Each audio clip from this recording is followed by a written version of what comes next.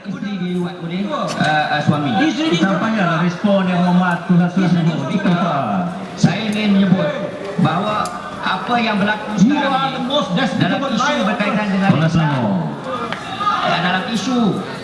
dalam isu berkaitan dengan umat Islam hari ini, apa yang penting, saya sendiri dah masukkan dalam usul saya, usul nombor 50 dalam aturan mesyuarat, jelas saya sebut di situ supaya enactment berkaitan dengan hudud, kisah dan takzir dilaksanakan. Apa yang penting kita sebagai umat Islam, kita mahu undang-undang dan cara hidup kita dilaksanakan. Yang penting sekarang ni ialah untuk orang-orang Melayu beragama Islam, khususnya yang ada dalam parlimen, ahli parlimen, PAS, UMNO dan yang lain-lain yang beragama Islam, berbangsa Melayu khususnya, duduk semeja. Apa salahnya kita bincangkan supaya kita boleh bincangkan perkara ini. Yang Mat, boleh benda baru. Setakat itu Yang Mat ya.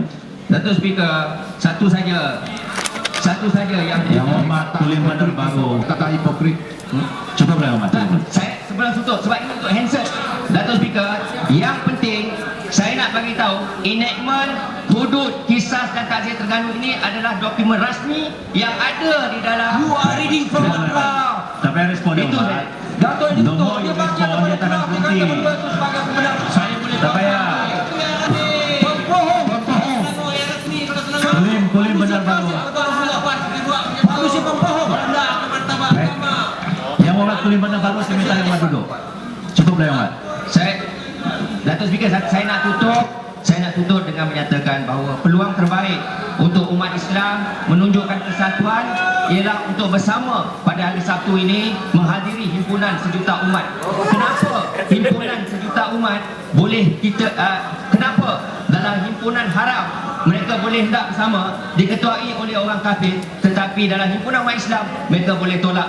Ini adalah jelas satu mainan politik semata-mata untuk mendapat political mileage, dalam keadaan mereka tahu bahawa yang mereka lakukan adalah sesuatu yang bercanggah sama sekali dengan Islam.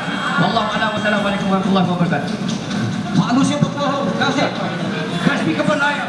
Yang hormat sebentar. Kulit mana-mana, tahniah. Tahniah. Hormat Seremban.